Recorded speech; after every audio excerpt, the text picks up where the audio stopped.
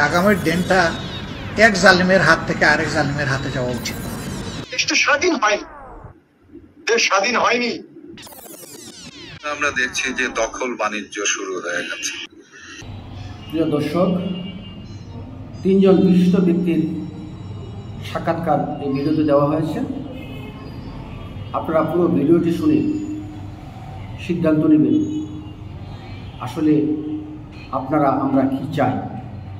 আমরা কি অন্তর্বর্তীকালীন সরকার দীর্ঘমেয়াদী চাই, নাকি সেনা শাসন চাই, নাকি আবার সেই যেই লাউ সেই কত চাই, সেই সিদ্ধান্ত আপনাদের। সবাই অনুভব করছেন যে আগামীর দিনটা এক জালিমের হাত থেকে আরেক জালিমের হাতে যাওয়া উচিত, এবং ইদানিং আমাদের বক্তব্য এই ব্যাপারে স্পষ্ট। আমরা সতর্ক করে দিয়ে বলছি যে এমন যেন না হয় যে আমরা একটা জালিমের হাত থেকে ঠিকই মুক্তি পেলাম, আরেকটা জালিমের হাতে গিয়ে আমরা পড়লাম। এমন যেন না হয়, যা থেকে সতর্ক থাকতে হবে। বিএনপির বিরুদ্ধে কিছু অভিযোগ আসছে, বিএনপির জড়াই প্রশাসনিক রদ বদলে কাজ করছেন। এটা বিশাল অঙ্কের কাজ করে ফেলেছে। বলা যাচ্ছে 16 বছরে আওয়ামী লীগের বড় বড় কর্তারা যে টাকা আয় করতে পারেনি, বিএনপির কিছু ক্ষমতাবান ব্যক্তি এই পুলিশ আর সচিবালয়ের এই রদ বদলে কাজ করতে গিয়ে তারা বিশাল অ্যামাউন্ট পকেটে পুরে ফেলেছে। সবচেয়ে ভয়ঙ্কর তথ্যটা, টাকা তো আর বিএনপির হাতে নেই। বিএনপির যে অফিসাররা এতদিন নিগৃহীত ছিলেন, পদবঞ্চিত ছিলেন, যারা সাফার করেছেন, এদের কাছে টাকা আছে? টাকা নেই। এদেরকে 15-16 বছর ধরে কোনো বড় পদ দেওয়া হয়নি, গুরুত্বপূর্ণ দায়িত্ব দেওয়া হয়নি। এরা কোন রকম চাকরি করে জীবন বাঁচিয়েছে, তাই তো? এরা কি বিএনপি কে টাকা দিতে পারবে? যারা বিএনপির এই পদোন্নতির জন্য কাজ করেন নেপথ্যে বসে, এরা কি এইসব ব্যক্তিদেরকে কি বিএনপি বা জামাতের লোক টাকা দিতে পারবে? তারা তো এই চাকরিটাই করে কোন রকম বেঁচেছিল। টাকা কার কাছে? টাকা তো আওয়ামী লীগের অফিসারদের হাতে।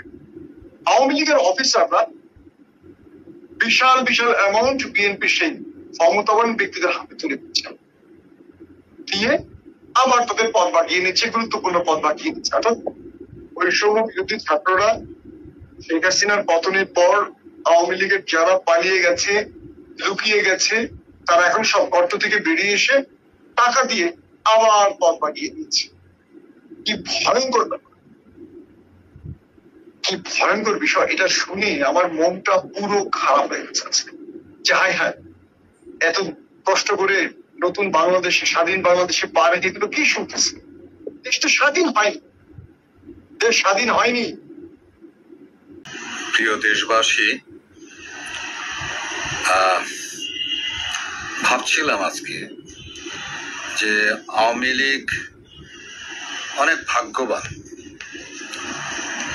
কারণ যা দেখছে আর কি, সেটা দেখে আমার মনে হলো, এবং আমি শেয়ার করলে পরে আপনারাও বুঝতে পারবেন যে এই ছাত্র জনতার হাতে তাদের পট পরিবর্তন হওয়ার জন্য বেঁচে গেছেন তারা। আর না হলে যে কি হতো আসলে, সেটা কিছু কিছু নমুনা দেখে আমার এটা মনে হয়েছে। যেমন আমরা তো আসলে ছাত্র জনতা মিলে একটা পরিবর্তন চেয়েছিলাম, যে একটা পরিবর্তন আসবে, সব জায়গায় আসলে সুশাসন প্রতিষ্ঠিত হবে। কিন্তু এখন যা দেখছি সেটা আমি খুব কষ্ট লাগছে, জানি না কি হবে।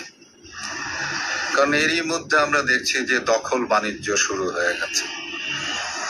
তো দখল বাণিজ্য যদি হয়, তাহলে এত রক্ত দিয়ে আবার নতুন করে নতুন স্বাধীনতা আনার কি দরকার ছিল? প্লাস আমার কাছে মনে হয় যে শিক্ষিত লোকেরা যারা উকিল, ব্যারিস্টার হয়ে আদালতে যারা কাজ করছে, আদালত তো হলো গিয়ে একটা ন্যায় বিচারের জায়গা, এবং যারা এখানে কাজ করে তাদের মধ্যে তো সেই জিনিসটা অবশ্যই থাকতে হবে। অথচ সেখানে যখন যাচ্ছে, তখন একজন আসামি কিংবা যেই হোক না কেন, সেখানে তো তার একটা নিরাপত্তা থাকতে হবে, এবং সেই নিরাপত্তাটা আসলে কারা বিঘ্নিত করছে? আপনারা দেখেন যে আইনের লোকেরা নিরাপত্তা বিঘ্নিত করছে। তো আমরা কি চাচ্ছি, যে সুশাসন, আইনের শাসন প্রতিষ্ঠা করা। তো এদের যে অবস্থা আমরা দেখতে পাচ্ছি, এই মানুষগুলি তো মানে আমাদের জন্য, আইনের জন্য, সুশাসনের জন্য কাজ করবে, তাই না? তো আমার তো সন্দেহ হচ্ছে, আপনাদের কি মনে হয় বলেন তো?